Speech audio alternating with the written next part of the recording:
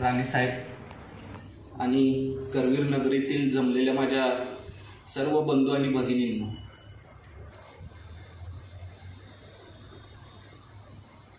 तुम्हाला बरंच काही दाखवायचं, माझा निम्मा जीव त्याच्यात अडकलाय, त्यामुळे मी काही बोलू शकणार नाही फारसं. एक 2 वर्षांपूर्वीची गोष्ट असेल. मी एका गावात व्याख्यानाला गेलेलो असताना तिकडे माझे मित्र आणि शिवशक्ती प्रतिष्ठानचे अध्यक्ष सागरराव माझ्या बरोबर होते आणि संभाजी महाराजांच्या जीवनचरित्राची मांडणी करत असताना मी तिकडे संभाजी महाराजांची अनेक पत्र ठेवलेली. त्याचा त्यांच्यावरती एवढा विलक्षण परिणाम झाला. त्यांनी सांगितलं की आपण एक कोल्हापूरमध्ये कार्यक्रम करूया आणि तुम्ही संभाजी महाराजांची पत्र जरा लोकांना समजावून सांगा.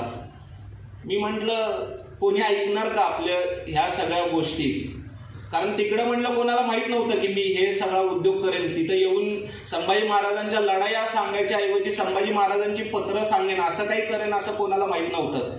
म्हणून हे सगळे लोक जमले. ते म्हणले त्याची काळजी तुम्ही करू नका, समोर 4 लोक बसू देत, परंतु तुम्ही लोकांना ह्या 4 गोष्टी समजावून सांगा.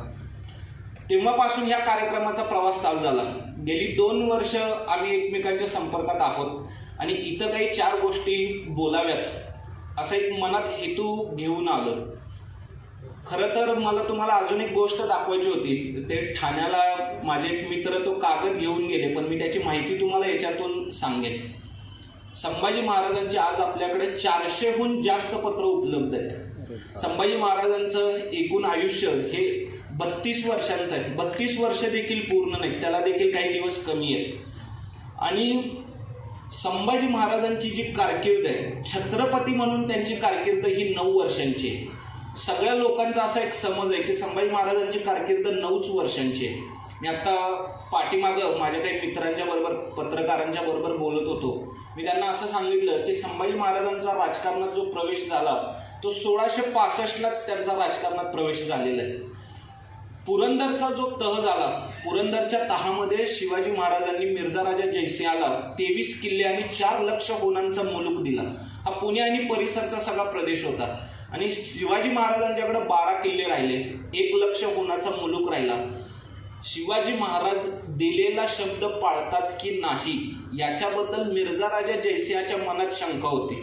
म्हणून मिर्झा राजा जयसिंहाने असं सांगितलं की जोपर्यंत पुरंदरचा तह पूर्ण होत नाही, म्हणजे तुम्ही जे 23 किल्ले आम्हाला द्यायचं मान्य केलंय ते किल्ले आमच्या ताब्यात येत नाहीत, तोपर्यंत संभाजी महाराजांना आमच्याकडे राहू दे.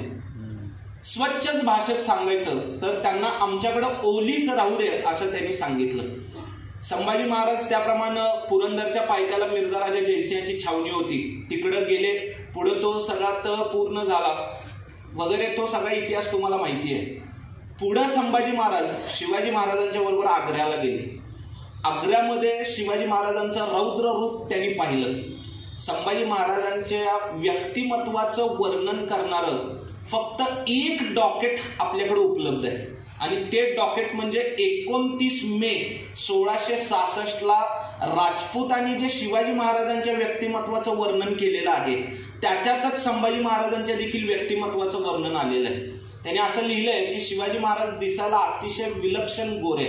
शिवाजी महाराज हे पालखीत बसून जातात. शिवाजी महाराज ज्या पालखीत बसतात त्या पालखीला चांदीचा पत्रा मारलेला आहे. पूर्ण ती पालखी चांदीने मडवलेली आहे. त्या पालखीचे खूर पाय हे सोन्याचे आहेत. शिवाजी महाराजांना दाढी आहे, मिशी पिळदार आहे, त्यांचे डोळे पाणीदार आहेत आणि चेहरा अतिशय गोरा आणि देखणा आहे. शिवाजी महाराज काही सावळ्या रंगाचे वगैरे नव्हते बरं का. शिवाजी महाराजांच्या व्यक्तिमत्वाची जेवढी वर्णने येतात, इंग्रजांनी देखील सांगितले की शिवाजी महाराज दिसायला विलक्षण गोरे आहेत. आणि पुढे त्यांनी असं लिहिलंय की शिवाजी महाराजांचे चिरंजीव संभाजीराजे हे 9 वर्षांचे असून ते देखील दिसायला विलक्षण गोरे आहेत आणि त्यांचं देखील नाक सरळ आहे, लांब आहे, असं त्या राजस्थानी कागदपत्रांमधून अतिशय सुंदर वर्णने येतात. नाही ना कोणी वाचत, सगळे गुरफटून पडले 4 गोष्टींमध्ये. संभाजी महाराजांना शिवाजी महाराजांनी तिथंच ठेवलं. 17 ऑगस्ट 1666 शिवाजी महाराजांनी स्वतःची औरंगजेबाच्या कचाट्यातून सुटका करून घेतली. तो मुलगा आला ना, तो सगळं करेल. एक मिनिट दादा, तो आला की सगळं करेल. परत इथं आणि काही खराब झालं तर मग आणि नाही लागणार.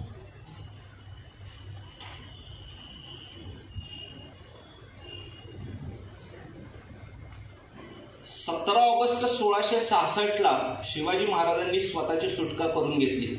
संभाजी महाराज 9 वर्षांचे होते. हा एकूण सगळा प्रवास आणि धकाधकीचं जीवन हे संभाजी महाराजांना झेपणार नाही, म्हणून मोरोपंत पिंगळे जे शिवाजी महाराजांचे पंतप्रधान होते त्यांचे 3 मेहुणे काशीपंत, विसाजी पंत आणि कृष्णाजी पंत हे मथुरेला वाहत होते. तर मथुरेला संभाजी महाराजांना त्यांच्या घरी ठेवलं आणि सांगितलं, मी महाराष्ट्रात जाऊन पोहोचल्याच्या नंतर तुम्हाला निरोप देतो, तेव्हा तुम्ही संभाजी महाराजांना इकडे घेऊन या. शिवाजी महाराज 3 महिन्यांच्या नंतर 20 नोव्हेंबर 1666 राजगडला आले. बघा काय माणसाच्या आयुष्यात कसे प्रसंग येतात. मुघलांना कोणताही संशय येऊ नये आणि संभाजी महाराजांच्या जीविताला पाठीमागं काही धक्का लागू नये म्हणून संभाजी महाराज जिवंत असताना शिवाजी महाराजांना इकडे त्यांचे दिवस वगैरे घालावे लागले. हे सगळं मुघलांना दाखवण्यासाठी होतं. आणि नंतर हे त्रिवर्ग बंधू, एक त्याच्यातले शिवाजी महाराजांच्या बरोबर आलेले कृष्णाजी पंत आणि काशीपंत आणि विसाजी पंत हे मोठ्या कालावधीनंतर संभाजी महाराजांना घेऊन आले. हा जो मधला कालावधी आहे, शिवाजी महाराज आग्र्याला पोहोचले 11 मे 1666 ते पुढचं 1666 पूर्ण वर्ष संभाजी महाराज हे मुघलांच्या परिसरात होते आणि त्यांनी मुघलांना अतिशय जवळून पाहिलेलं होतं. शिवाजी महाराज महाराष्ट्रात आल्याच्या नंतर त्यांनी 23 किल्ले मुघलांना दिलेले होते. महसूल मिळेल असा प्रदेश मुघलांच्याकडे गेलेला होता, त्यामुळे ताबडतोब मुघलांशी लढाई करणं त्यांना शक्य नव्हतं. म्हणून शिवाजी महाराजांनी मुघलांशी केलेला तह पुढे चालू ठेवला. तो 4 फेब्रुवारी 1670 पर्यंत चालू राहिला. जेव्हा तानाजी मालुसरे सुभेदार त्यांनी जाऊन कोंढाणा जिंकून घेतला तेव्हा तो तह संपुष्टात आला. परंतु हा तह जेव्हा पुढे चालू ठेवला तेव्हा औरंगजेबाचा मोठा पोरगा, त्याचं नाव आहे मुअज्जम, हा औरंगाबादला होता. मुघलांचा दक्षिण सुभा, त्याची राजधानी म्हणजे औरंगाबाद. तिथं निराजीरावजी आणि प्रतापराव सरनोबत ह्या दोघांच्या बरोबर स्वतः संभाजी महाराज तिकडे गेलेले होते. भीमसेन सक्सेना मुघलांचा एक मोठा इतिहासकार होऊन गेला. त्यांनी तारिके दिलकुशा नावाचा ग्रंथ लिहिला. या ग्रंथामध्ये काही गोष्टींचं वर्णन केलेलं आहे. त्याच्यावरून संभाजी महाराजांना मुघल साम्राज्याचं स्वरूप काय आहे ते लहान वयातच त्यांच्या ध्यानात आलेलं होतं हे आपल्याला दिसून येतं. पुढे 1674 शिवाजी महाराजांचा राज्याभिषेक झाला. शिवाजी महाराजांचा राज्याभिषेक झाल्याच्या नंतर सार्वभौम ज्याला आज आपण म्हणतो, मुघल सार्वभौमत्वाची एकूण 3 लक्षणं होती. एक म्हणजे मुघल बादशाह ज्या फारसी तारखेला गादीवरती येतोय त्या फारसी तारखेपासून ते पुढच्या फारसी तारखेपर्यंत हा मुघल बादशाहांच्या नावाने जुलूस चालवणं. जसं आता आपण कॅलेंडर मोजतो 2011, 12, 13, तसं जो मुघल बादशाह गादीवरती येतोय त्याच्या नावाने जुलूस चालवणं एक. दुसरं म्हणजे मुघल बादशाहाच्या नावाने खुतबा पडणं. आणि तिसरं म्हणजे मुघल बादशाहांच्या नावाने सोन्याची नाणी पाडणं. आपण मुघलांचे मांडलिक समजले जाऊ नये याकरता शिवाजी महाराजांनी 3 गोष्टी केल्या. एक, स्वतःच्या मस्तकावरती छत्र धरलं आणि स्वतःला छत्रपती म्हणवलं. त्यांनी दुसरी गोष्ट केली, त्यांनी स्वतःच्या नावाची सोन्याची नाणी पाडली. होल ज्याच्या एका बाजूला श्री राजा शिव आणि दुसऱ्या बाजूला छत्रपती असं छापलेलं आहे. आणि शिवाजी महाराजांनी तिसरी गोष्ट केली, शिवाजी महाराजांनी राज्याभिषेक शक चालू केला. हा जो राज्याभिषेक शक आहे, शिवशक हे आपण दिलेलं नाव आहे, ते शिवाजी महाराजांनी नाव दिलेलं नाही. आपण ते नाव प्रेरणेने दिलंय. शिवाजी महाराजांनी राज्याभिषेक शक चालू केला आणि आपण सार्वभौम आहोत असं घोषित केलं. ह्या राज्याभिषेकाने संभाजी महाराजांच्या दृष्टीने काय झालं, त्यांना युवराज म्हणून कायदेशीररित्या मान्यता मिळाली. ते युवराज म्हणून उदयाला आले आणि त्यांचा राजकारणात मी मगाशी म्हटलं की 1665लाच प्रवेश झालेला होता, परंतु एक कसलेला राज्यकर्ता म्हणून त्यांचा राजकारणात हा 1675ला समावेश झाला. संभाजी महाराजांचं पहिलं पत्र हे मी अतिशय काळजीपूर्वक बोलतोय आणि इतिहासकार ह्या भूमिकेतून बोलतोय. मी जी प्रत्येक गोष्ट बोलतोय त्या प्रत्येक गोष्टीला माझ्याकडे पुरावा आहे. संभाजी महाराजांची आज आपल्याकडे 400च्या वरती पत्र उपलब्ध आहे. त्याच्यातलं त्यांच्या कार्यालयातून गेलेलं पहिलं पत्र हे 4 मे 1675चं आहे. 4 मार्च, मे नाही, 4 मार्च 1675. भ्रष्टाचार ही समस्या काही देशात आता निर्माण झालेली नाही. खूप वर्षांपासून ही समस्या आहे आणि 17व्या शतकामध्ये देखील ही समस्या होती. काही लोक भ्रष्टाचार करायचे, प्रचंड भ्रष्टाचार करायचे. या भ्रष्टाचारावरती नियंत्रण आणण्यासाठी आणि या भ्रष्टाचाराला पायबंद घालण्यासाठी लोकांच्या वरती मिरासपट्टी नावाचा कर बसवलेला. आता हा मिरासपट्टी कर कोणाकडून वसूल करायचा आहे हे अधिकाऱ्यांना समजलं नाही. त्यामुळे त्यांनी कोणाकडूनही तो कर वसूल करायला सुरुवात केलं. याचं मार्गदर्शन करणारं संभाजी महाराजांनी एक पत्र लिहिलं. संभाजी महाराजांनी सांगितलं की पुणे आणि परिसरावरती ही पट्टी घातलेली नाही, इतर परिसरावरती ही पट्टी घातल्या. तुम्ही कुणाकडेही जाल आणि ती पट्टी कर मागाल तर हे चालणार नाही. तर त्या पत्रातली काही 4 शब्द मी तुम्हाला फक्त सांगतो. खूप सुंदर पत्र आहे. संभाजी महाराजांनी सांगितलं, आमासी चांगले ठाऊक असे, काही हकदक करताती, काही हकदक खाताती, काही एक गुज्जासी करताती. गुज्जासी ह्या शब्दाचा अर्थ काय आहे, हकदक म्हणजे काय, तर मी थोडा चिंतेत पडलो की अरे याचा अर्थ काय होतोय. मोल्सवर्थ नावाचा खूप मोठा मराठीचा कोश आहे, सगळ्यांनी तो पाहायला पाहिजे. तिथे मोल्सवर्थची डिक्शनरी काढून पाहिली, त्याच्यामध्ये गुज्जासी असा शब्द काढून पाहिला. या गुज्जासीचा त्याचा जो अर्थ दिलाय, इलिसिट प्रॉफिट, 2 नंबरचा पैसा, गैरमार्गाने मिळवलेला पैसा. यांच्यावरती तो कर का बसवलाय, भ्रष्टाचार करून पैसा मिळवतात म्हणून त्यांच्यावरती तो कर घातलाय. आता तुम्ही म्हणाल की हे पत्र कोणी पाठवलंय, हे पत्र एका 17 वर्षाच्या मुलांनी पाठवलं. तेव्हा संभाजी महाराजांनी हे पत्र पाठवलं तेव्हा संभाजी महाराजांचं वय अवघं 17 वर्षांचं होतं. संभाजी महाराज तुम्हाला समजून घ्यायचे आहेत ना, हे संभाजी महाराजांची पत्र वाचा, तुम्हाला आपोआप संभाजी महाराज कळायला लागतील. संभाजी महाराजांचा राजकारणाकडे बघण्याचा एक विशिष्ट दृष्टिकोन होता. हा दृष्टिकोन तुम्हाला कळायचा असेल की हा महापुरुष राष्ट्रवादावरती कोणत्या दृष्टिकोनातून पाहतो आणि कसा विचार करतो, याकरता संभाजी महाराजांची पत्र हेच संभाजी महाराजांचं प्रतिरूप दर्शन आहे. तो मुलगा आला नाही का,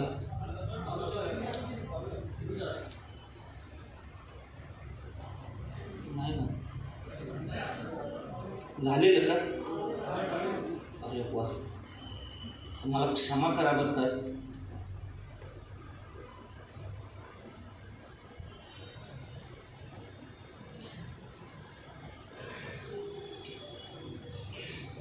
संभाजी महाराजांची जी रचना आहे, सर्वात प्रसिद्ध रचना आपल्या सर्वांना माहिती आहे. यांनी बुधभूषण नावाचा ग्रंथ लिहिला.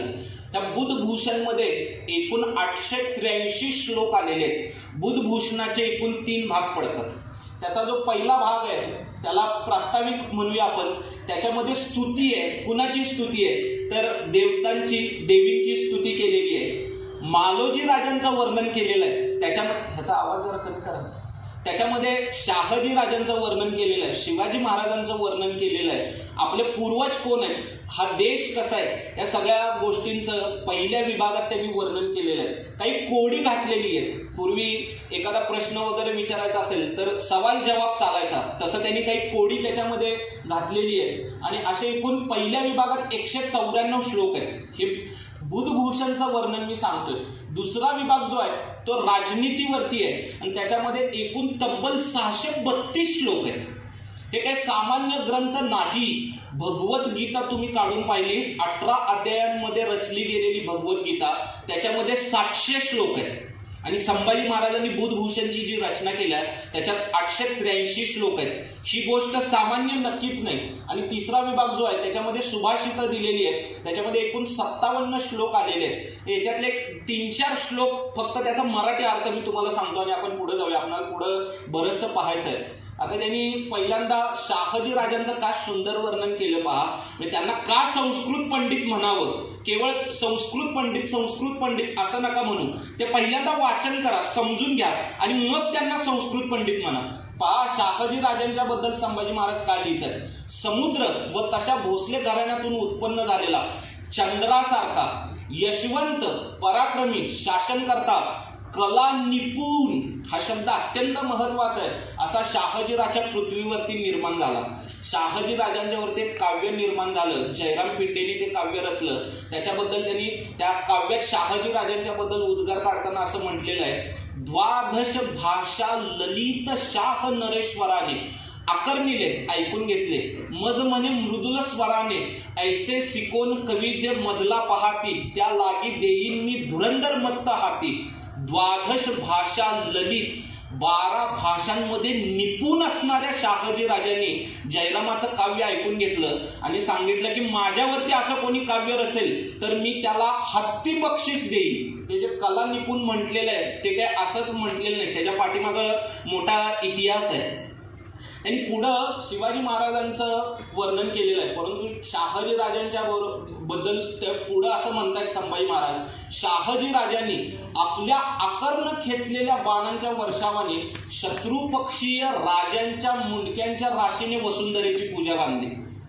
काय वर्णन आहे पहा, शत्रू पक्षांच्या मुंडक्यांनी वसुंधरेची पूजा बांधणारे शहाजी राजे. त्यांचा पराक्रम किती देदीप्यमान आहे हे आपल्याला त्याच्यातनं दिसून येतं. पुढं ते म्हणतायत की त्याचा शिव नावाचा पुत्र कीर्तिमान झाला.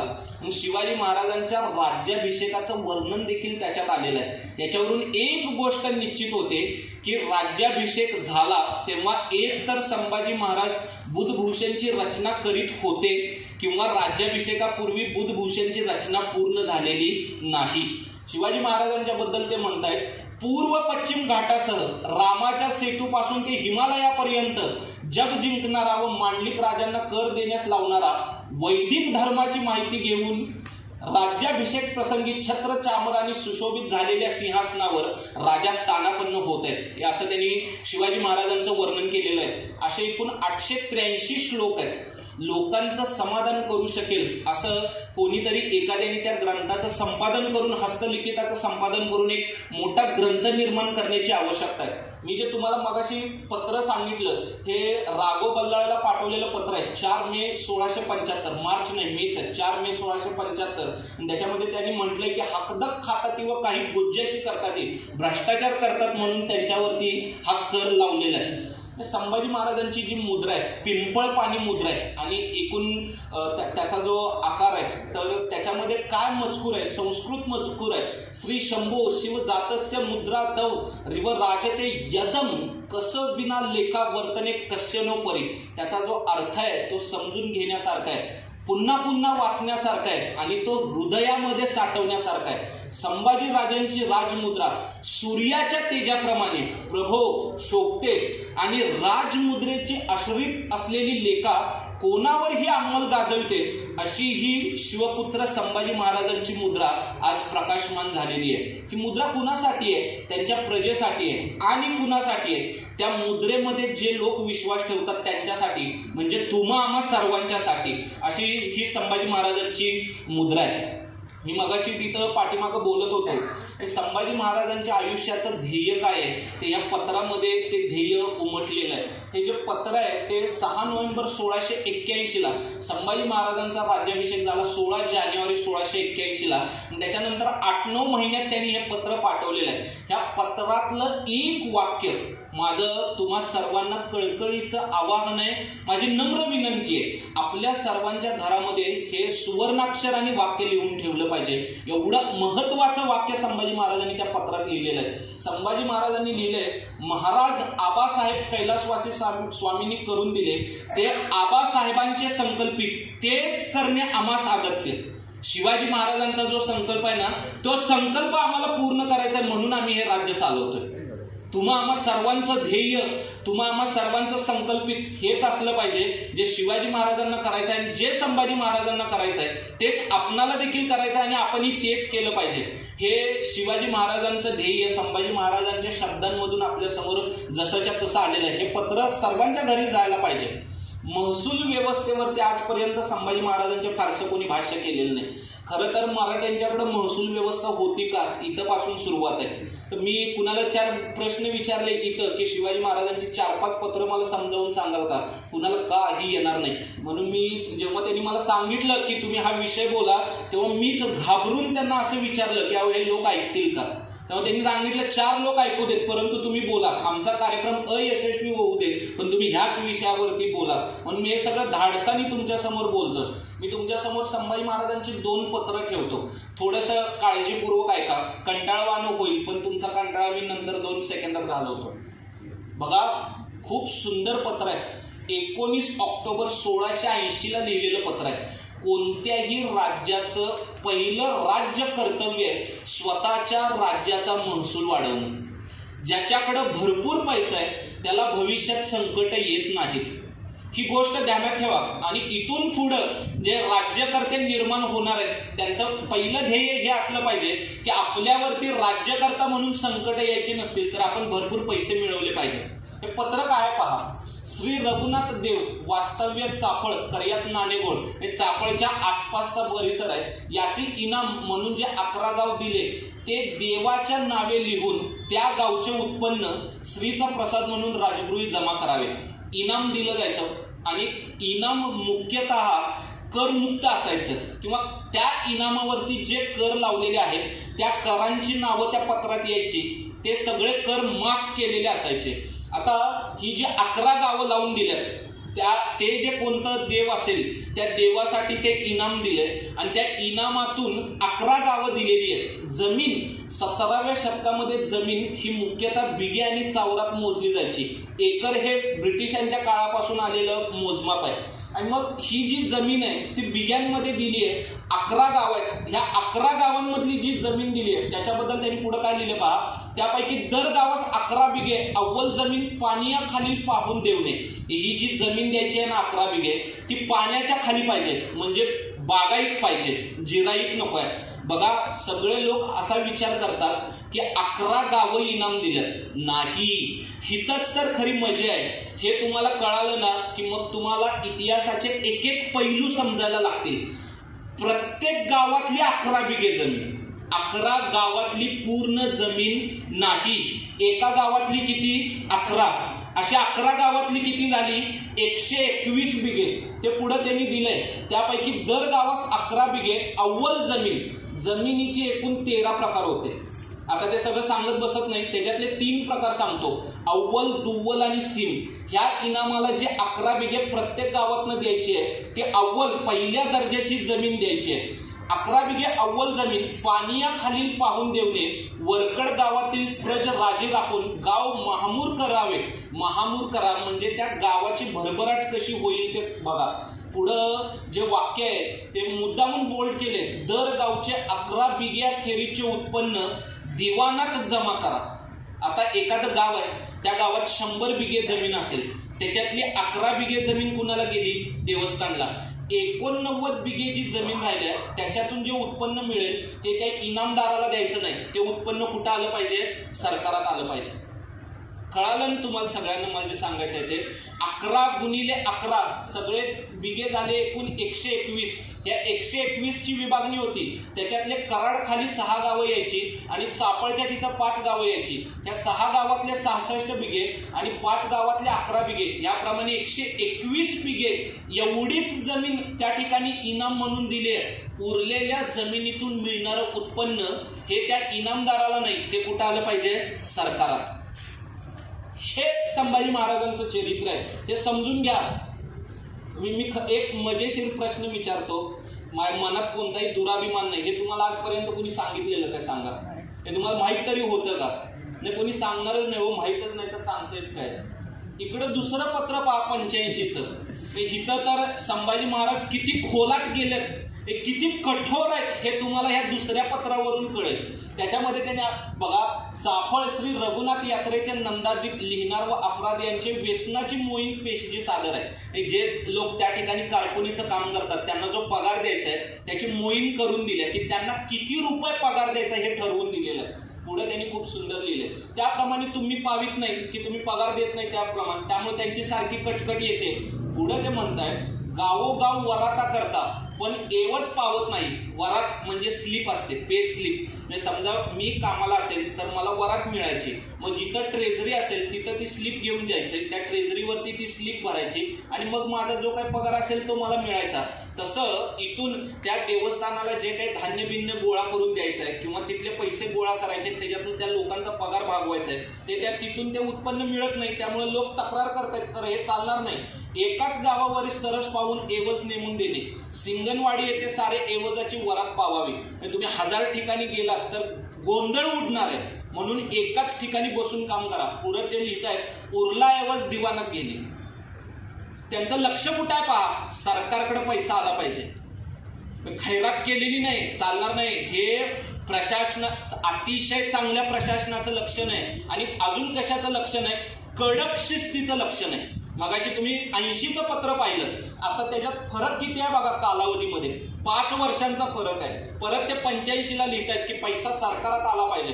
पुढे तरी एवढं सुंदर वाक्य लिहिलंय, त्याचे उत्पन्न वहागावचा पाटील आणि पुजारी बक्षतो. हे जे इनाम आहे त्याचं जे उत्पन्न आहे तो त्या गावचा पाटील आणि पुजारी बक्षतो. तरी बरजोर ताकीद करणे, म्हणजे त्यांना ताकीद करा की असं चालणार नाही. आणि त्यांनी जे खाल्लंय ना ते वसूल करा म्हणून सांगितलं आणि ते सरकारात आणून भरा. पुढे त्यांनी लिहिलंय, त्या दोघांनी खाल्ले ते इनाम बेरीज त्यापासून घेऊन दिवाकर गोसावीस देणे. तुम्ही जे भ्रष्टाचार केलाय ना ते चालणार नाही, ते पैसे परत द्या, त्यांच्याकडून वसूल करा. एखाद्याने भ्रष्टाचार केला की आपण त्याला शिक्षा लावतो आणि दंड किती रुपये, 5000. त्याने भ्रष्टाचार किती केलेला असतो, 8000 कोटी. हे असं चालणार नाही. त्यांनी जेवढं खाल्ले तेवढं वसूल करा.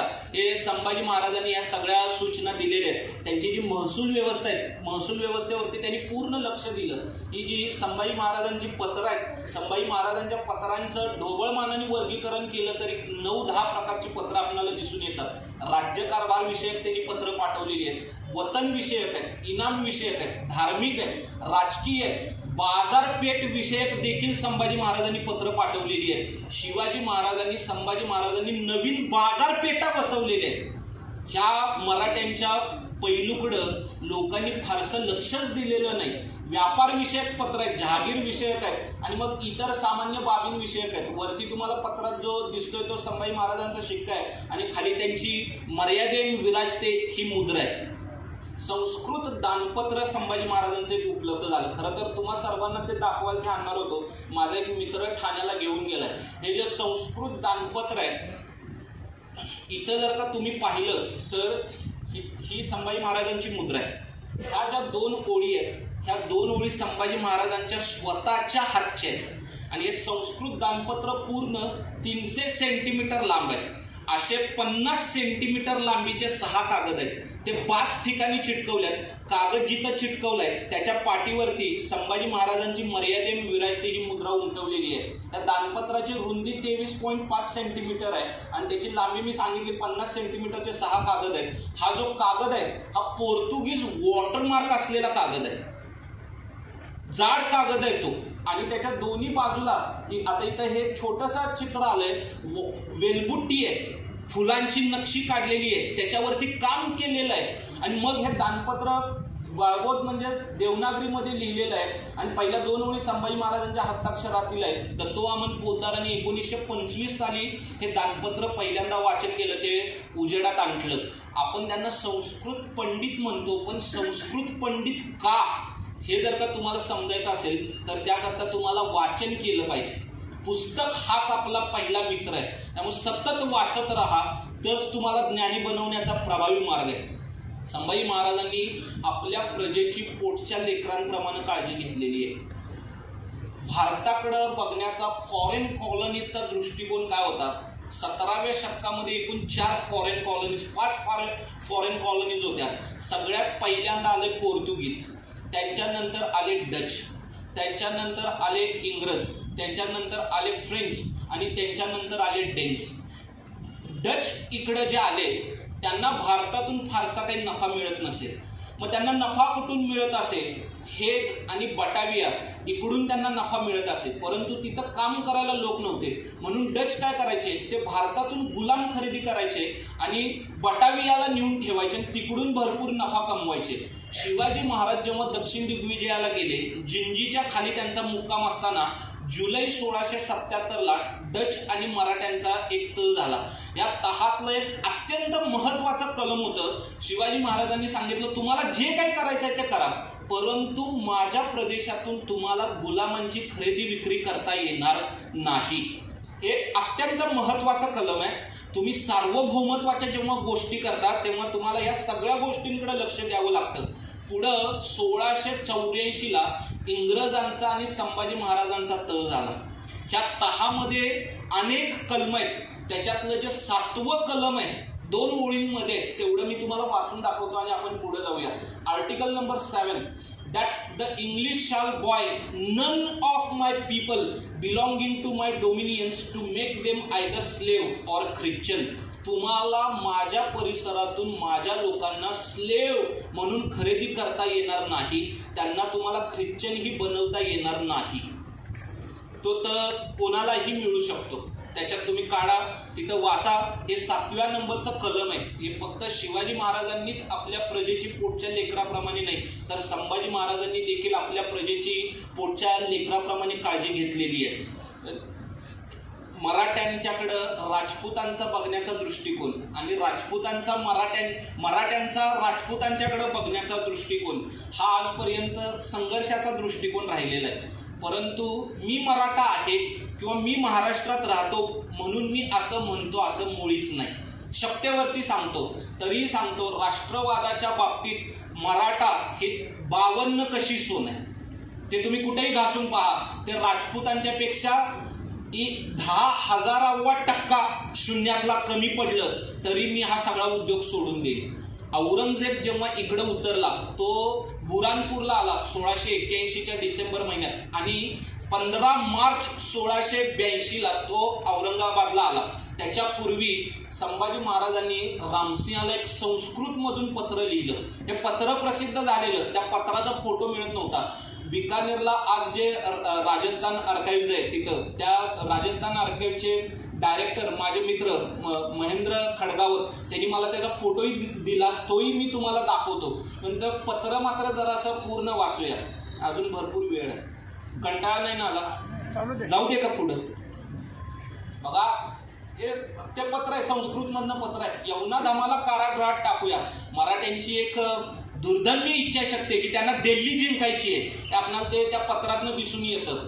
औरंगजेबाला सांप्रत असे वाटू लागले आहे की आम्ही हिंदू तत्वशून्य झालो आहोत, आम्हाला धर्माचा काहीही अभिमान राहिलेला नाही, बादशाची वागणूक आम्हाला यापुढे सहन होणार नाही, आम्ही क्षत्रिय आहोत, आमच्या धर्माला कमीपणा आणणारी कोणतीही गोष्ट आम्ही मान्य करणार नाही, भारतीय परंपरेच्या संबंधीची कर्तव्ये नेमून दिलेली आहेत, त्यांची पायमल्ली झालेली आम्हाला सहन होणार नाही.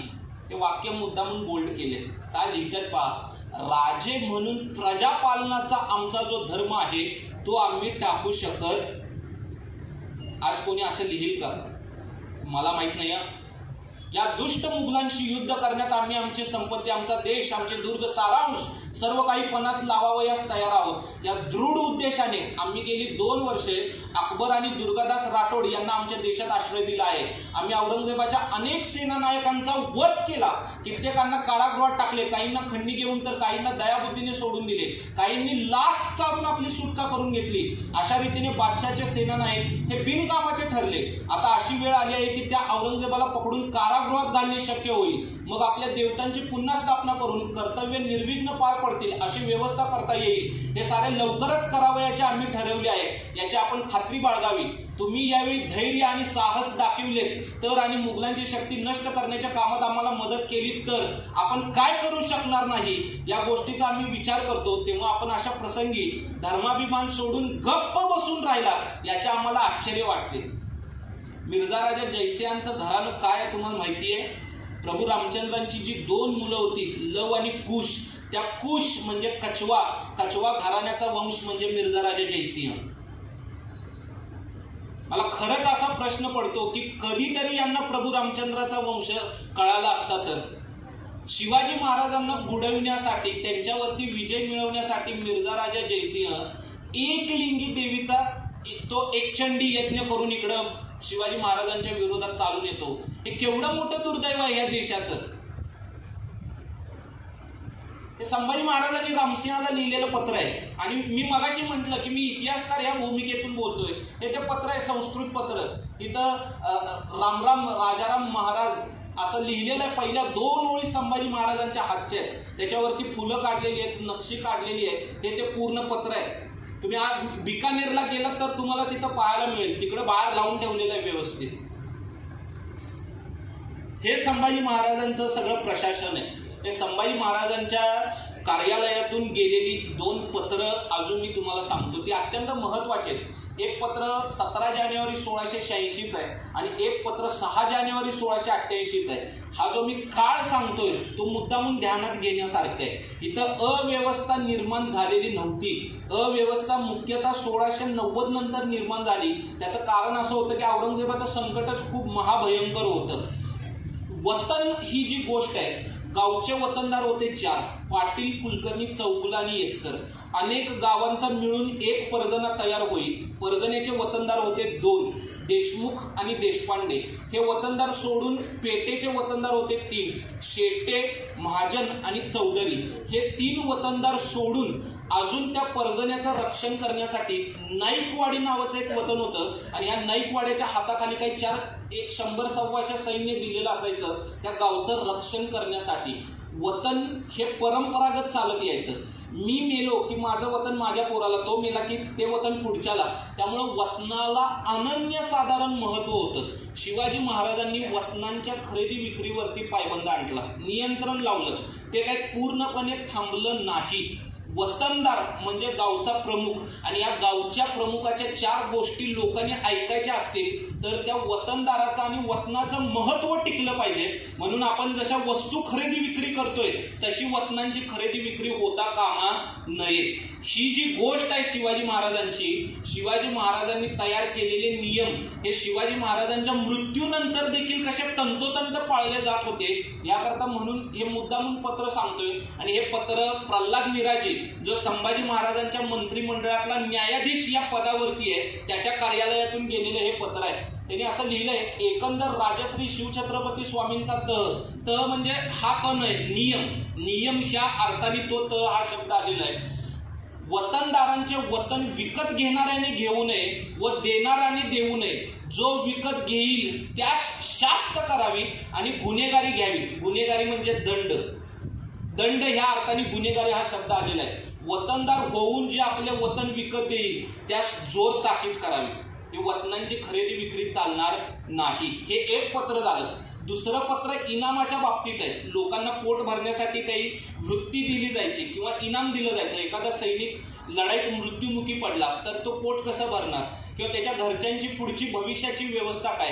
एखाद्याला मोठी इजा झाली, त्याचा हात गेला, पाय गेला किंवा त्याला तो काय नाही करू शकला तर अशा वेळेला त्याला जमीन इनाम दिली जायची. मग ह्या जी इनाम दिली जायची जमीन, तुम्हाला आज जसं दुकानाचं रिन्युवेशन करावं लागतं, शॉप ऍक्ट आला आपल्याकडं, ते लायसन काढावं लागतं आणि प्रत्येक वेळेला जाऊन तुम्हाला ते रिन्यू करून आणावं लागतं. त्याप्रमाणे तुम्हाला ही जी इनाम जमीन मिळायची ह्या इनामांचं प्रत्येक वेळेला रिन्युवेशन करायला लागायचं. मग हे रिन्युवेशन तुम्ही जर का केलं नसेल तर बेशिस्त कोण झालं, त्यांना राज्य चालवायचं एवढं मोठा पसारा पडला ते थोडीच तुम्हाला बोलवत बसतील, हो या आणि इनामाचं रिन्युवेशन करून जा. तुम्ही स्वतः त्या ठिकाणी कार्यालयात जा, त्या ठिकाणी तुमच्या इनामाचं रिन्युवेशन करून घेऊन या. म्हणून ज्या इनामाचं दरवर्षी रिन्युवेशन झालंय तो इनाम भोगत राहील, त्याचा उपयोग करून घेईल. परंतु ज्या इनामाचं रिन्युवेशन झालेलं नाही त्याला इनाम पुढे चालवावं का, अजिबात देऊ नये. तो नियम संभाजी महाराजांच्या बरोबर त्यांच्या खांद्याला खांदा लावून लढलेले छंदोगामात्य कवी कलश त्यांनी लिहिलेले हे पत्र आहे. आणि हे पत्र त्या प्रल्हाद निराजींनी पण लिहिलंय.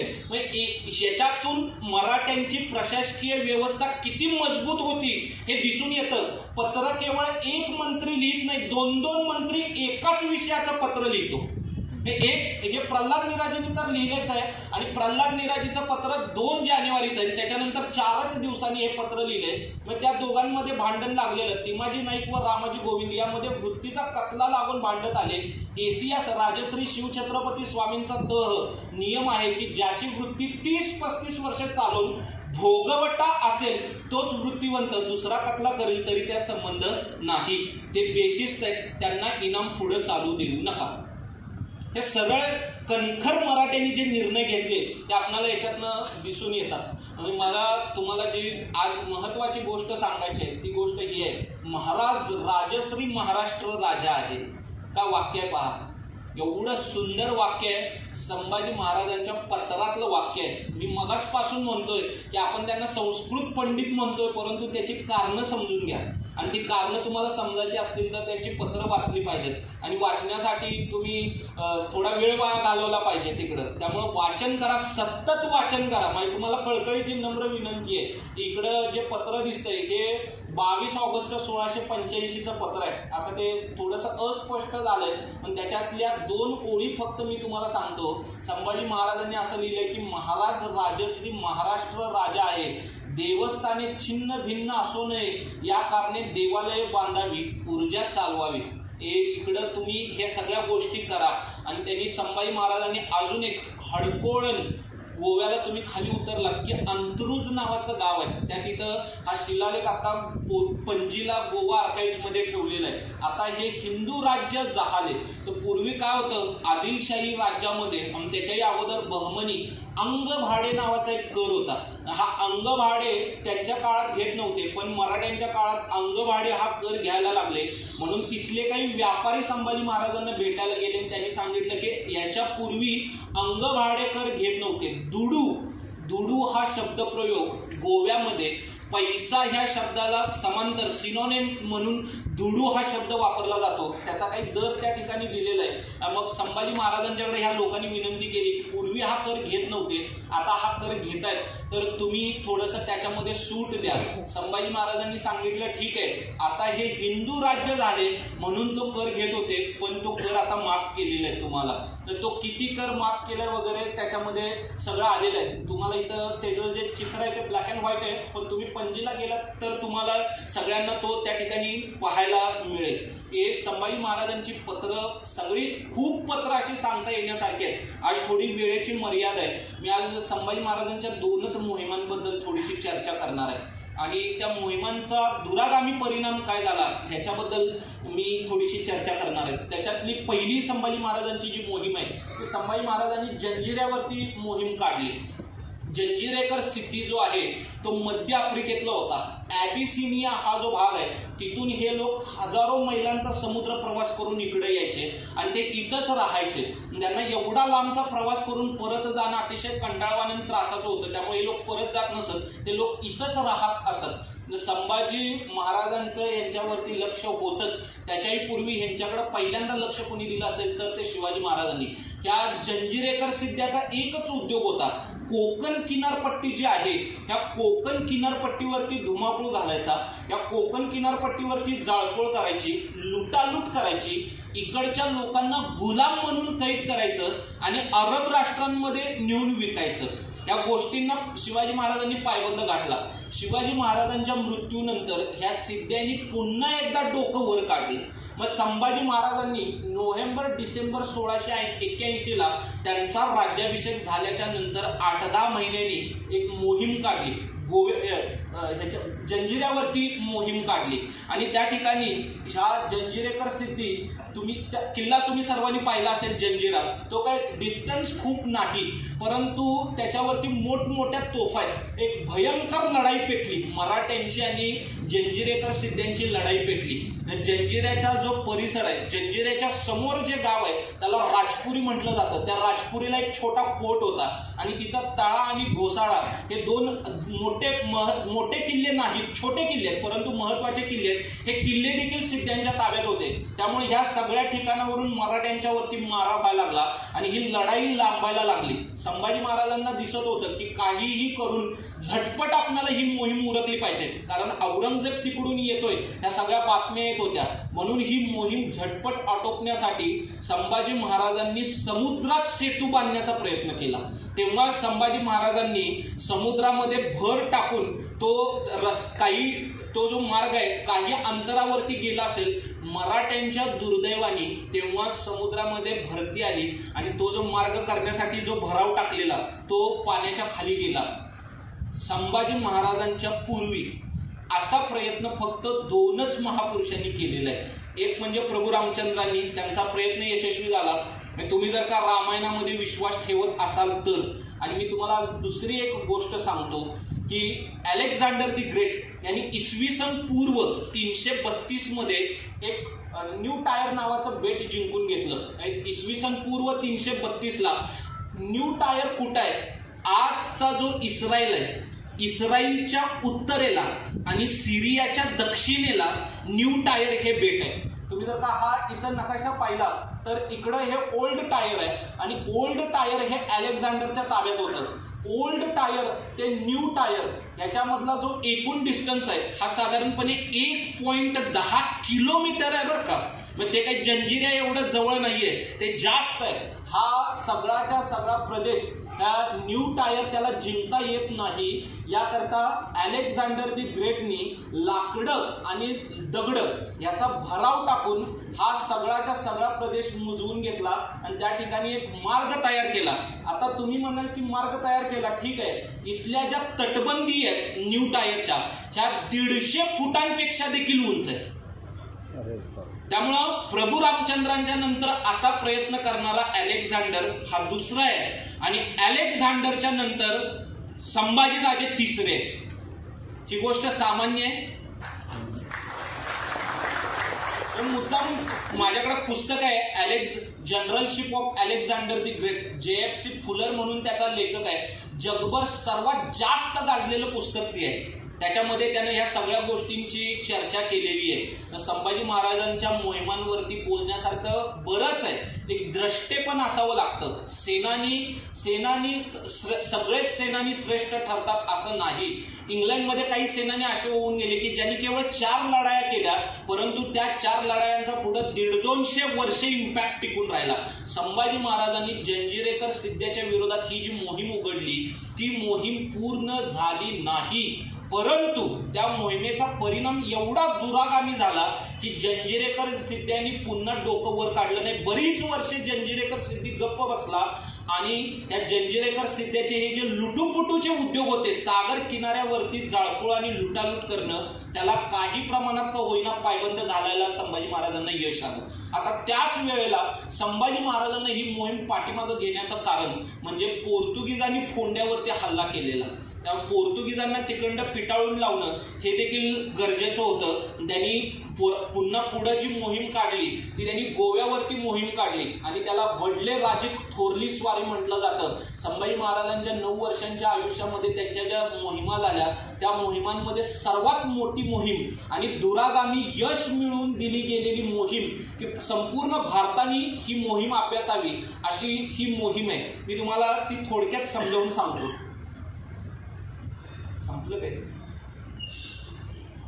इकडे नकाशाकडे सगळ्यांनी बघा, दिसतंय ना सगळ्यांना? इथं तुम्ही जर का पाहाल तर या फोंडा या इथं आहे.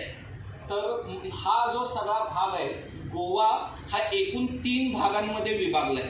गोव्याचा जो वरचा भाग आहे कुडाळ आणि वेंगुर्ल्यापासून खालचा त्याला म्हणायचं बारदेश. आजचा जो ओल्ड गोवा आहे म्हणजे पणजी आणि तो जो सगळा असा पट्टा आहे तर आतला हा एवढा भाग त्याला म्हणायचं तिसवाडी आणि इथून पणजीपासून ते खालचा जो प्रदेश आहे त्याला म्हणायचं साष्टी. बारदेश, साष्टी आणि इकडचा हा सगळा भाग हा मराठ्यांच्या ताब्यात होता आणि पोर्तुगीजांच्या ताब्यात हा जो ओल्ड गोवा आहे एवढाच प्रदेश होता. तर पोर्तुगीजांनी फोंड्यावरती आक्रमण केलं. पोर्तुगीजांची समजूत अशी होती की औरंगजेबाने त्याचा पोरगा मुअज्जम त्याला पुढे शहा आलम ही पदवी दिली. शहा आलमला मराठ्यांच्या विरोधात पाठवून दिलेलं आहे. त्यामुळे शहा आलम येणार आणि संभाजी महाराजांची शहा आलमची लढाई पेटणार. तोपर्यंत संभाजी महाराजांचं आणि मराठी फौजेचं फोंड्याकडे दुर्लक्ष होते. तोपर्यंत आपण फोंड्यावरती आक्रमण करून फोंडा जिंकून घेऊया. आता फोंडा कशासाठी हवं? फोंडा हवं याचं कारण तुम्ही आजही फोंड्याच्या परिसरात गेलात तर फोंडा हा परिसर व्यापारी दृष्ट्या अतिशय समृद्ध आहे. 1, फोंड्यातून मिळणारं शेतीचं उत्पन्न भरपूर आहे. 2, फोंड्यातून मिळणारं जैव विविधता आणि परत फळांपासून मिळणारं उत्पन्न भरपूर आहे आणि फोंड्यामध्ये मोठमोठी मंदिर आहेत, त्या ठिकाणी श्रीमंत लोक भरपूर आहेत, त्यामुळे फोंडा आपल्या ताब्यात असायला हवं. हे मी आता सांगतोय, हे 17व्या शतकात तर होतच. तुम्ही आजही जाऊन पाहिलं तर फोंड्याची रचना आज ही तशीच आहे. त्यामुळे पोर्तुगीजांनी फोंड्यावरती आक्रमण केलं आणि पोर्तुगीजांच्या मोठ्या दुर्दैवाने शहा आलम ज्या वेळेत येणं अपेक्षित त्यांना होतं ते शहा आलमची वेळ चुकली. शहा आलम तिकडे वेळेत आलाच नाही. त्यामुळे मराठ्यांना फोंड्यावरती लक्ष द्यायला भरपूर वेळ मिळाला. संभाजी महाराजांनी मोठी फौज घेतली, ते ताबडतोब फोंड्याला आले. या इथं फोंड्याला इकडं आले. येसाजी कंक आणि त्यांचा जो मुलगा आहे कृष्णाजी कंक, कृष्णाजी कंक हा जो धारातीर्थी पडला ते ह्याच फोंड्याच्या मोहिमेमध्ये तो धारातीर्थी पडला. परत नंतर पुढे त्याला इनाम दिलं वगैरे, तो नंतर मृत्यू पावला, परंतु तो ह्या लढाईमध्ये होता. इथं फोंड्यावरती हा जो गव्हर्नर आहे त्याचं नाव आहे कोंदी दी अल्वेर. हा पोर्तुगीजांचा व्हॉइसरॉय होता. पोर्तुगीजांचं पौर्वात्य जगातलं जे साम्राज्य आहे त्याची राजधानी होती गोवा आणि ह्या पौर्वात्य साम्राज्याचा हेड त्याला म्हणायचं व्हॉइसरॉय. पोर्तुगीज शब्द आहे आणि तो पोर्तुगीज व्हॉइसरॉय होता कोंदी दी अल्वेर. यांनी स्वतः त्या मोहिमेचं नेतृत्व केलं. मराठ्यांनी फोंड्याला त्याचा पराभव केला. फोंड्याला त्याचा पराभव झाल्याच्या नंतर इथं दुर्बाट इथं नाही, दुर्बाट इथं आहे आणि या दुर्बाटला किल्ला आहे. तो दुर्बाटला आला. त्याला वाटलं मराठे ताबडतोब आपल्या पाठीवरती येणार नाही. मराठ्यांनी क्षणाचाही वेळ न दवडता दुसऱ्या दिवशी मराठ्यांनी दुर्बाट गाठलं आणि तिथं जी लढाई पेटली त्या कोंदी दी अल्वेरच्या बरगड्यांवरती एक मोठा वार झाला. त्याच्यात तो एवढा भयंकर जखमी झाला की पोर्तुगीज सैनिकांनी त्याला कसाबसा उचलला, या इकडं नावांमध्ये घातला आणि तिथून हे इकडून असे इकडं ओल्ड गोव्याला आले. ओल्ड गोव्याला आल्याच्या नंतर मराठ्यांनी फोंडा आणि दुर्बाट सोडलं आणि ते इकडून सगळं जर का गेलं तर इकडून मांडवी नदी येते आणि या इथं एक छोटंसं पिवळं बेट दिसतंय. त्या पिवळ्या बेटावरती हा किल्ला आहे. गोव्यामध्ये पोर्तुगीज तिकडची जी भाषा बोलली जाते, बेटाला बेट न म्हणता जुवे म्हणतात. त्यामुळे जुवे हे कोणतं विशिष्ट ठिकाण नसून त्या बेटाला दिलेलं नाव आहे. म्हणजे तिथं सगळ्याच बेटांना जुवे म्हणतात. तर या जुव्यावरती किल्ला होता. हा किल्ला मराठ्यांनी जिंकून घेतला आणि तुम्ही जे कुठेतरी वाचलं असेल किंवा ऐकलं असेल, हे जुवे जिंकल्याच्या नंतर इथं कुंभार जुवे आणि या कुंभार जुव्याच्या मध्ये एक छोटासा पिवळा टिपका इकडं खाली दिसतोय आणि एक वरती दिसतोय. याच्यामधून जी मांडवीचं पात्र जातंय त्या पात्रात संभाजी महाराजांनी घोडा गाठला. तिथं त्या नदीला पाणी अचानक चढलं आणि मग तो घोडा गटांगळा खायला लागला. तेव्हा खंडोबाला चिटणीस बाळाजी आवजीचा पोरगा तो पाठीमागून गेला आणि त्यांनी संभाजी महाराजांचा घोडा वाचवला. ते ठिकाण म्हणजे ह्या दोन, हे नुसतं जुवे आणि कुंभार जुवे, त्याच्यामध्ये हे जे मांडवीचं पात्र आहे त्याच्यामध्ये संभाजी महाराजांचा घोडा तिथं पोहणीला लावलेला. तर घोड्याला आणि संभाजी महाराजांना त्यांनी यशस्वीरित्या तिकडं त्या नदीतून बाहेर घेतलं. आता त्याचा परिणाम असा झाला की हे एवढंच ओल्ड गोवा, आता ज्याला ओल्ड गोवा म्हटलं जातं, पोर्तुगीजांचं राज्य एवढंच होतं. मराठ्यांनी हा सगळा प्रदेश व्यापला. या प्रदेशाची धुळदाण उडवून दिली. पोर्तुगीजांना त्या ठिकाणी खायला देखील काही शिल्लक राहिलं नव्हतं. त्यांनी चर्चेस मधली चांदी बिंदी विकून स्वतःच्या त्या ठिकाणी उद्योग चालवला आणि तिथून हे सगळं त्यांनी भरलं आणि भरून ते इकडं पलीकडच्या बाजूला, आत्ता ज्याला तुम्ही वास्को म्हणता, हे वास्को पोर्तुगीजांनी 19व्या शतकात दिलेलं नाव आहे. पूर्वी त्याला मुरगाव म्हटलं जायचं. त्या मुरगावला ते आले आणि पोर्तुगीजांच्या मनामध्ये पहिल्यांदा विचार डोकवला की ओल्ड गोवा राजधानी म्हणून सुरक्षित नाही, आपणाला इथून राजधानी हलवली पाहिजे. मग राजधानी नेणार कुठं? ओल्ड गोव्याला. तर त्यांच्या असंही ध्यानात आलं की ओल्ड गोवा देखील राजधानी म्हणून सुरक्षित नाही. तरी देखील पोर्तुगीजांना राजधानी हलवण्यासाठी 1760 ची वाट पाहावी लागली आणि नंतर पोर्तुगीजांनी 1760 जी राजधानी हलवली ती मुरगाव म्हणजे आजच्या वास्कोला न नेता पणजीला नेली. आता त्यांनी पणजीला राजधानी का नेली त्याचंही एक कारण सांगतो आणि मग आपण समारोपाकडे जाऊया. तुम्ही पणजीला जर का गेलात तर पणजीच्या समोर 2 किल्ले आहेत. एका किल्ल्याचं नाव आहे रेश दी मागुस आणि त्याच्या पलीकडच्या बाजूला एक किल्ला आहे आगवान. पोर्तुगीजांची अशी स्ट्रॅटेजी होती, तुम्ही चौल अगदी ठाण्यापासून ते खालीपर्यंत गेलात तर जिथं नदी समुद्राला मिळते खाडीच्या दोन्ही तोंडांवरती किल्ले बांधायचे आणि इथल्या स्थानिक राज्यकर्त्यांचं जे आरमार आहे त्या आरमार समुद्रात येऊ न देता ते त्या ठिकाणीच बुडवून टाकायचं, जाळून. त्यामुळे तिथं त्यांनी जे 2 किल्ले बांधले तर हे 2 किल्ले त्या बाजूला आहेत. काब नावाचा किल्ला अलीकडच्या बाजूला आहे, पणजीचा कोट आहे आणि त्याच्या बाजूला अजून एक किल्ला आहे, त्याचं पोर्तुगीज नाव आहे, ते मात्र आता तोंडात येईना, तिथं ते नाव लिहिले परंतु ते दिसत नाही. तर हे 2 किल्ले, पोर्तुगीजांना सर्वात भीती होती डचांची. डचांचं आरमार जर का आलं तर ते थेट येऊ नये, त्याला पहिल्यांदा ह्या 4 किल्ल्यांवरून तोफा सेट केल्या. या तोफा रेश दी मागुस वरती आजही आहेत. तुम्ही जाऊन पहा, त्या ठिकाणी ऑब्झर्वेशन करा, एखादी गोष्ट अभ्यासायला शिका, इतिहास स्वतःहून तुमच्याशी बोलायला लागेल. म्हणून पोर्तुगीजांनी त्या ठिकाणी ह्याला राजधानी हलवली, पणजीला. परंतु इथून राजधानी हलवायला हवी हा विचार पोर्तुगीजांच्या मनात पहिल्यांदा केव्हा आला? संभाजी महाराजांच्या ह्या मोहिमेनंतर आला. आता तुम्हाला मजा सांगतो, पोर्तुगीजांचं ह्या मोहिमेनंतर अक्षरशः म्याव मांजर झालं, मांजर. तुम्ही मला काय सांगायला आलाय? मी खोटं नाही सांगत. पानिपत होई तोपर्यंत पोर्तुगीजांनी मराठ्यांच्या विरोधात काही कारवाया केल्या नाही आणि त्यांनी परत फोंडा देखील जिंकून घेतलं. तर त्यांनी ऑर्डिनन्स काढला की आम्ही इथल्या स्थानिकांच्या विरोधात कोणतंही धर्मकृत्य करणार नाही, त्यांच्या विरोधात काही करणार नाही. हा कशाचा फटका आहे? संभाजी महाराजांच्या तलवारीचा एक फटका बसला, शत्रू 100 वर्ष शहाणा झाला. शत्रूला 9 एकच लिहायचे नसतात, तलवारीला तलवारीनेच उत्तर द्यायचं असतं. हेच त्यांच्या चरित्रातनं शिकायचंय. त्या जुवे बेटावरचा किल्ला आहे, त्याच्यावरती त्यांनी गणेशाची पट्टी बसवलेली. आता ते सगळं पडत चाललेलं आहे, इतिहासच लोकच विसरले. आपले पूर्वज कोण आहेत याचीच आपणाला जाणीव नाही. तर ती पट्टी पण तिकडे पणजीच्या आर्काइव्ह मध्ये ठेवलेली आहे. तर तुम्ही ती पट्टी पहा. ही गोष्ट सांगण्या वाचून मला म्हणजे काय म्हणूया की भाषण पूर्णच होणार नाही. संभाजी महाराजांचं स्मरण कशासाठी करायचंय? त्यांनी जे बलिदान दिलं, अत्युच्च दर्जाचं, कोटीचं, आपण कल्पना करू शकणार नाही असं हे बलिदान आहे. त्यांनी जॉन शॉ नावाचा एक मोठा लेखक होऊन गेला, त्यांनी असं स्पष्टपणे सांगितलेलं आहे की हा जो सगळा प्रसंग आहे हा एवढा भयंकर आहे की वर्षानुवर्ष, शेकडो वर्ष लोटली तरी देखील हा प्रसंग आपण विसरू शकत नाही. भगवद्गीतेमध्ये 2ऱ्या अध्यायात 37वा श्लोक आहे. भगवान श्रीकृष्णांनी वीर अर्जुनांना सांगितलं, हतो वा प्राप्स्यसि स्वर्गम जित्वा वा भोक्ष्यसि महिम तस्मात् उत्तिष्ठ कौंतेय युद्धाय कृतनिश्चय. जा, लढाई कर, मरशील तर अमर होशील आणि जिंकशील तर पृथ्वीवरती राज्य करशील. छत्रसाल जिंकला, त्यांनी राज्य केलं. संभाजी महाराजांनी बलिदान दिलं, ते अमर झाले.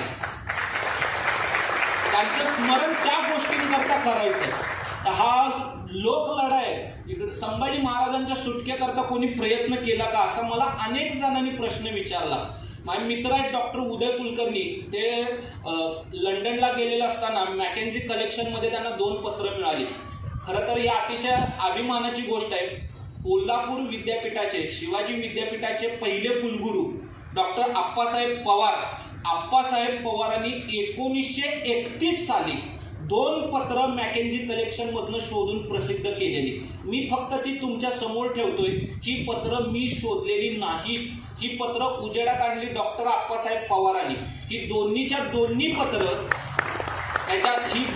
दोन्ही पत्र रामचंद्र पंत अमात्यांनी, आपले नीलराजा येणार होते खरं तर ते आले नाहीत इकडं, तर रामचंद्र पंत अमात्यांनी एक पत्र थेट राजाराम महाराजांना लिहिलेलं आहे आणि एक पत्र त्यांनी प्रल्हाद निराजेला लिहिलेलं आहे, ज्याचा मी मगाशी उल्लेख केला.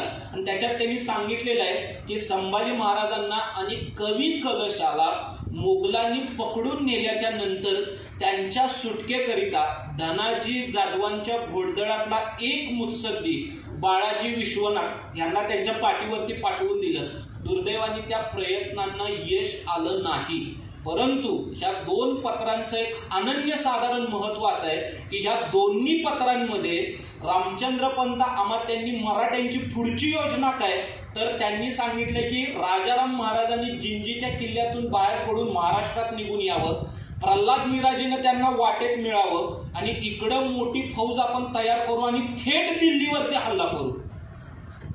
बघा, हा लोक लढाई संभाजी महाराजांच्या मृत्यूचा मराठ्यांनी असा काही बदला घेतला, त्याच्यामध्ये खरा हिरो ठरला संताजी घोरपडे आणि धनाजी जाधव.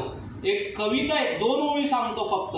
संताजी धनाजी रणात दिसता, शत्रुपळे प्रतिबिंब पाहता, घोड नाही पाणीच पिणार, आम्ही गड्या डोंगरचं राहणार, चाकर शुभाचं होणार. सुंदर काव्य आहे. संताजी घोरपडेंनी औरंगजेबाच्या छावणीवरचे कळस कापून आणले, त्यांनी कासिम खानाचा मृत्यू घडवून आणला, हिम्मत खानाचा मृत्यू घडवून आणला. हे सगळे मुघल दरबारचे फर्स्ट रँक जनरल आहेत. औरंगजेबाला असं फरमान काढावं लागलं की हा जिथे दिसेल ऑन दी स्पॉट ह्याला पहिल्यांदा मारा. एवढा कर्दनकाळ ठरला मुघलांचा संताजी घोरपडे. हा लोक लढाई औरंगजेबाविरुद्ध मराठ्यांनी संभाजी महाराजांना गमावलं. मराठ्यांनी राजधानी 19 नोव्हेंबर 1689 रायगड पडला. मराठ्यांनी त्यांचे सगळे किल्ले गमावले, मराठ्यांची भूमी गेली, मराठ्यांच्याकडे पैसे खजाना नाही, परंतु मराठ्यांचं सैन्य कुठंही गेलं नाही. हे सैन्य औरंगजेबाच्या विरोधात लढत राहिलं. शेवटी 20 फेब्रुवारी 1707 औरंगजेबाचा पराभूत मानसिकतेत महाराष्ट्रातच मृत्यू झाला. आणि हा लोकलढा औरंगजेबाच्या मृत्यूनी आणि मराठ्यांच्या विजयाने संपुष्टात आला. हे कशामुळं सगळं झालं तर संभाजी महाराजांचं बलिदान झाल्याच्या नंतर मराठ्यांनी त्यांच्या मृत्यूचा बदला घेण्यासाठी जो काही चवताळून उठले की प्रत्येक साधा सैनिक हा सेनानी झाला. कुणाकुणाला तोंड देणार आहे, आबाळच फाटलेलं. मुंबई पासून ते खाली चेन्नई पर्यंत संपूर्ण दक्षिण भारतात बघावे तिकडे मराठे पसरलेले आणि औरंगजेबाला एकच शत्रू शिल्लक उरलेला, तो म्हणजे मराठा. मराठ्यांना हे सगळं कशासाठी चाललंय. आज इकडे राणीसाहेब आले, मी प्रचंड आनंदी झालो की मी 1000च्या वरती भाषणं दिली असतील, दिल्ली पासून ते खाली चेन्नई पर्यंत दिली, परंतु छत्रपतींच्या घराण्यातलं समोर कोणी बसलं आणि मी बोलतोय, हा माझ्या आयुष्यातला आजचा पहिला दिवस आहे. आजचा भाग्याचा दिवस आहे. मी तुम्हाला मनोमन नमस्कार करतो, पुन्हा पुन्हा करतो. हे दिल्ली जिंकायची आम्हाला. तर राजाराम महाराजांचं पत्र आहे. संभाजी महाराजांचा मृत्यू घडून आल्याच्या नंतर मराठे थोडे अस्थिर झालेले. या मराठ्यांच्या मध्ये नवचैतन्य फुलविण्यासाठी राजाराम महाराजांनी वयाच्या 21व्या वर्षी लिहिलेलं पत्र आहे. मी मगाचपासून वयांचा उल्लेख पुन्हा पुन्हा करतो बरं का. आज इकडं बंडादादा बसल्यात, त्याचाही मला आनंद आहे की आपले महापुरुष पहा, शिवाजी महाराजांच्या कार्यालयातून गेलेलं पहिलं पत्र ते वयाच्या 16व्या वर्षी आहे. संभाजी महाराजांच्या कार्यालयातून गेलेलं पहिलं पत्र ते वयाच्या 17व्या वर्षी आहे.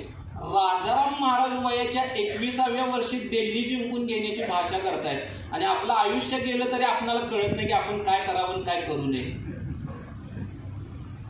हा आपला वारसा नव्हे. ज्या महापुरुषांचा आपण वारसा सांगतोय त्या महापुरुषांचा पराक्रम समजून घेऊया. मला एकाने विचारलं की तुम्ही जाईल त्या भाषणात सांगता आम्हाला दिल्ली जिंकायचे, दिल्ली जिंकायचे. दिल्ली जिंकून तुम्ही काय करणार, मोठा प्रश्न होता. मी थोडा बुचकळ्यात पडलो की आता का उत्तर द्यायचं. मी त्यांना सांगितलं दिल्ली का जिंकायची याचं उत्तर शिवाजी महाराजांच्या मुद्रेत आलेलं. प्रतीपचंद्र लेखे व वर्धिष्णुर विश्ववंदिता साहसूनो शिवसैसा मुद्रा भद्राय राजते. प्रतिपदेच्या चंद्राच्या कोरीप्रमाणे वाढत जाणारी, विश्वाला वंद्य असणारी शहाजी राजांचे सुपुत्र शिवाजी महाराजांची ही मुद्रा, चिरंजीव शिवाजी महाराजांची ही मुद्रा लोक कल्याणासाठी शोभून दिसत आहे. आम्हाला दिल्ली जिंकून कल्याणकारी लोकांचं कल्याण करू शकेल असं रामराज्य निर्माण करायचं, त्याच्यासाठी आम्हाला दिल्ली जिंकायची. त्यामुळं संभाजी महाराजांच्या जीवनचरित्रातून काय शिकावं, एकच गोष्ट शिकावी. सामर्थ्य आहे चळवळीचे, ती चळवळ निर्माण करूया आणि ती चळवळ एकीत आहे. तर एकी पाहिजे, समाज एकवटला पाहिजे. तर सगळे जर का लोक भगव्या झेंड्याखाली एकत्र येतील तर पुन्हा एकदा शिवशाही निर्माण झाल्याशिवाय राहणार नाही. तुम्ही सगळेजण आलात, हाताच्या पोटावरती मोजणे इतपत लोक उठून गेले. मी मगाचपासून मोजतोय 13 लोक उठले, बाकी सगळे बसले.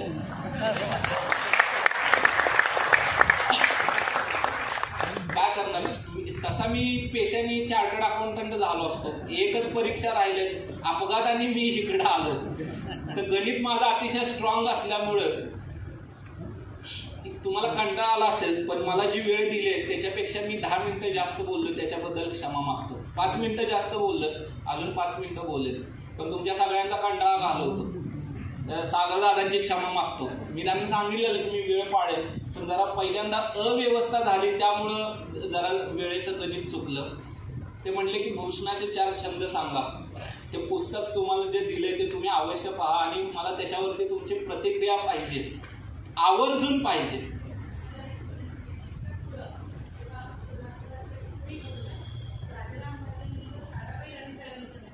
मी असं एक पण केलंय की मी मराठ्यांचा जो संपूर्ण लढा आहे त्याच्यावरती एक साधन ग्रंथच लिहिणार आहे. त्यामुळे बोलेन तर ही गोष्ट निराळी, परंतु लोकांचं समाधान होईल असा मी साधन ग्रंथ करायचं ठरवलेलंच आहे. त्याच्यामध्ये संभाजी महाराज, राजाराम महाराज आणि ताराराणी या सर्वांचा कालखंड त्याच्यामध्ये येईल.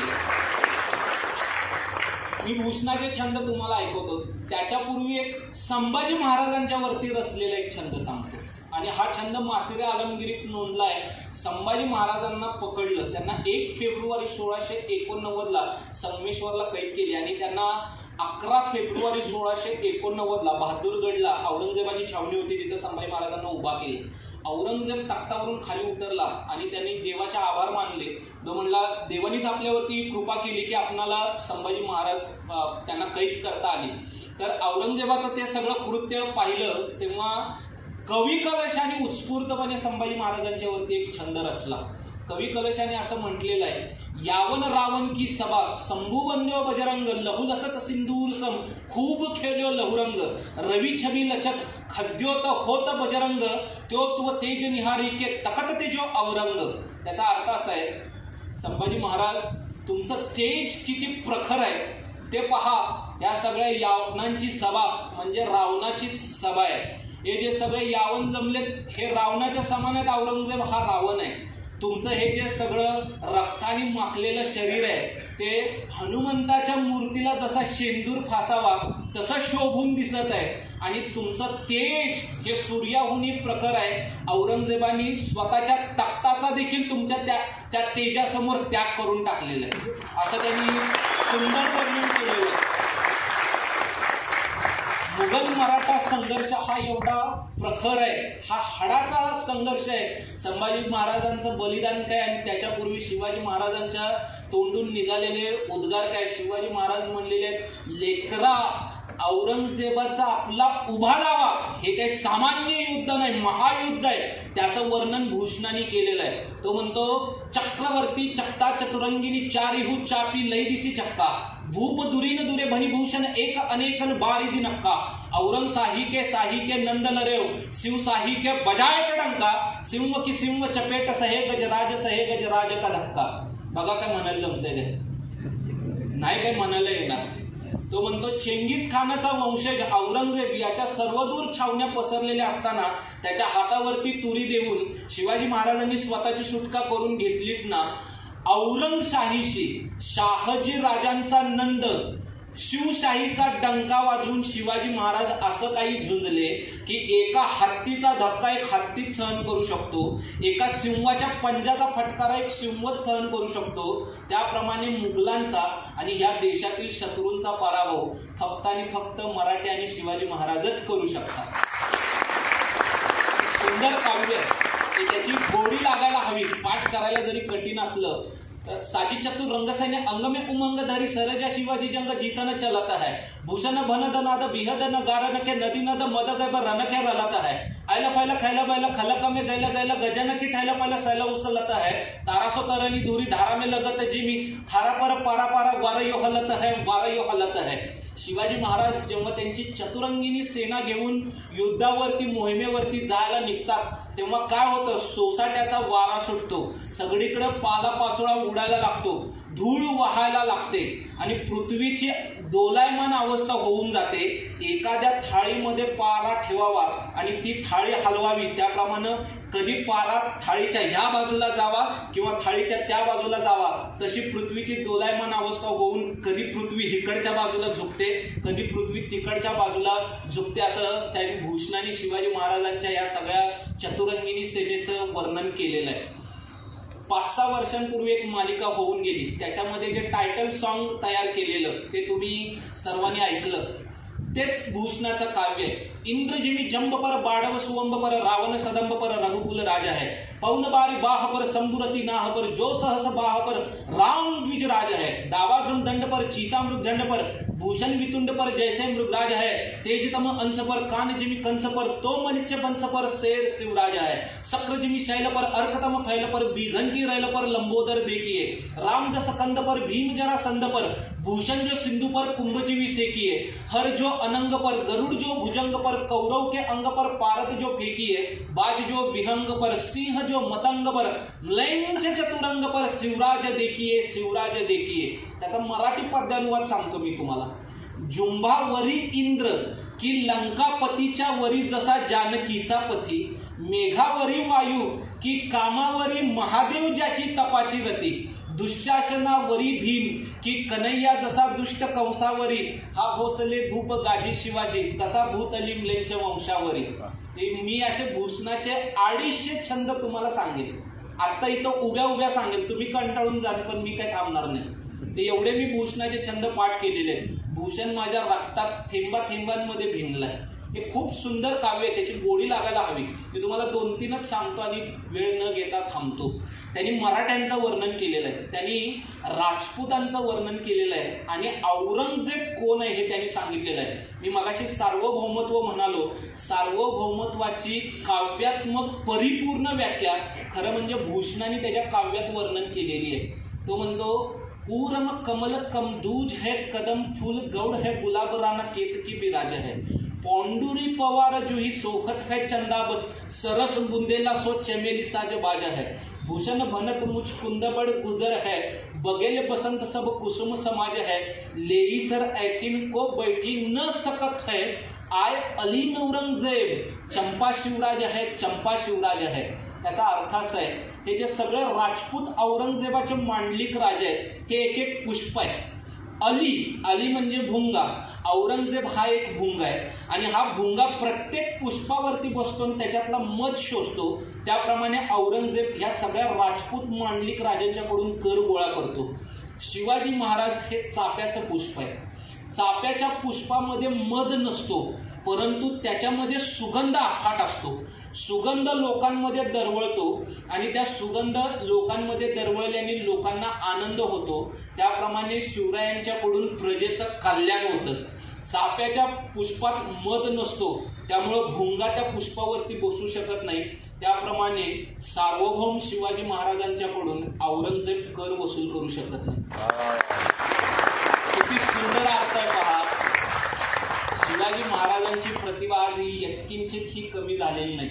एक कवी हजारो मैल इकडे प्रवास करून येतो आणि रचना करतो, ही गोष्टच विलक्षण आहे. मी 2च छंद म्हणतो. आता जो मी तुम्हाला अलंकार, हे साधे अलंकार सांगितले. अमृत ध्वनी ज्याला म्हटलं जातं, लाटानुप्रास, असा मी तुम्हाला एक अलंकार सांगतो. म्हणायला एवढा कठीण आहे, लक्ष देऊन काळजीपूर्वक ऐका. सूरत लुटीचं तो वर्णन करतोय. दिल्ली दलन दबाई करी शिव सर्जा निरसंक, लूट लियो सूरती सहर बंकक करिये तिडंक, बंकक करिये तिडंक करी असं संक कुलीकल सोच चकित भ्रोच चल्लीय, विमोच कचल टट ठैमन कट्ट टिकसोय रट्ट टिल्लीय, सद्दत दिसदिसी भद्दत दबी भई रद्दत दिल्लीय. पान तंबाखू मावा आणि गुटखा खाऊन असलं काही म्हणता येत नाही. यांनी स्वर्गाची वाट मात्र आपण ताबडतोब ठरवू शकतो, कॅन्सर झालेली. भूषणाचे छंद म्हणायचे असतील तर त्याला घरचं मजबूत खावं लागतं, महाराष्ट्रातलं खावं लागतं, त्याला भाकरी खावी लागते. सकाळी लवकर उठून हरिमुखे म्हणा पुण्याची गणना त्याला हरिपाठ म्हणावा लागतो, मग आई तुळजाभवानी तुम्हाला असं काहीतरी म्हणण्याचा आशीर्वाद देते. तो म्हणतो, एका हाताने दिल्ली दाबून धरली, खुल्ला आव्हान दिलं औरंगजेबाला की चाललोय सुरत लुटायला, तुमच्यात जर का धैर्य असेल तर या अडवायला. लोक अश्रुपात करत विचार करत भडोचला पळून गेले की अरे हा मनुष्य आला तरी कुठून. शिवाजी महाराजांनी नगारे वाजवले, डंके वाजवले, शिंग फुंकली, खुल्ला आव्हान दिला आणि औरंगजेबाचा पराभव केला. पराभवाच्या बातम्या जेव्हा औरंगजेबाच्या कानावरती जाऊन आदळल्या तेव्हा मराठ्यांच्या समोर, शिवाजी महाराजांच्या समोर दिल्ली बर्बाद झालेली, रद्द झालेली असा त्याचा अर्थ आहे. एवढी मराठ्यांची अफाट ताकद आहे, त्याची जाणीव आपल्याला व्हायला पाहिजे. ती जाणीव आपण कुठेतरी गमावून बसलेलो आहोत. एक छंद म्हणतो आणि थांबतो. या छंदाचा अर्थ एवढा सुंदर आहे की मला जे काही 200-250 पाठ आहेत त्याच्यामध्ये हा छंद खूप आवडतो. अर्थही त्याचा महत्वपूर्ण आहे. ब्रह्म के आनंद से निकसे ते अत्यंत पुनीत तिहुपुर मानी, राम युधिष्ठिर के बर में बल भीम की हूँ, व्यास के संग सुहानी, भूषण योकली के कवि रायन, रायन के गुण गायन सानी, पुण्य चरित्र शिवासर जे बर माय, पवित्र हुई बर बानी. तो म्हणतो ही वाणी ब्रह्मदेवाच्याच मुखातून निघालेली असल्यामुळे ती तिन्ही लोकांमध्ये पावन झालेली आहे. राम, युधिष्ठिर, बलभीम आणि भगवान श्रीकृष्ण यांचं गुणगान गायल्याने वाल्मिकी आणि व्यास यांच्या वाणीला पावनता लाभलेली आहे. कलियुगातील इतर नृपनरेशांचं गुणगान गायल्याने भूषणाची वाणी ही अपावन आणि मलिन झाली होती, परंतु ती वाणी शिवाजी महाराज रूपी महासागरामध्ये न्हाऊन निघालेली असल्यामुळे पुन्हा एकदा पावन झालेली आहे. जो भाऊ भूषणाच्या मनात आहे, जो भाऊ माझ्या सर्व गुरुवर्यांच्या मनात आहे, जो भाऊ माझे देशबंधू आणि देशभगिनी म्हणजे तुम्हा सर्वांच्या मनात आहे, तोच भाऊ माझ्याही मनात आहे. जरा 10 मिनिटं जास्त बोललो त्याच्याबद्दल क्षमा मागतो आणि थांबतो. धन्यवाद.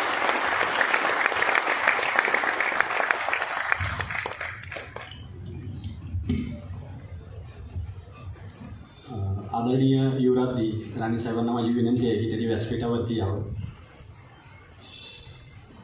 आपण आता ऐकलंच असेल की छत्रपती संभाजी महाराजांच्या बलिदानाविषयी आपण आजपर्यंत ऐकत आलोय, पण छत्रपती संभाजी महाराजांची राजनीती, त्यांचं व्यवस्थापन, त्यांचा जो राज्यकारभार आहे त्याच्याविषयी केदार फाळके सरांनी अतिशय उत्कृष्ट अभ्यासपूर्ण असं व्याख्यान आपल्या सर्वांसमोर आज मांडलं आहे. नक्कीच इथे उपस्थित असलेला प्रत्येक कोल्हापूरकर खूप भाग्यवान आहे की आज पहिल्यांदा इतकं सुंदर आणि इतकं अप्रतिम अभ्यासपूर्ण व्याख्यान आपल्या सर्व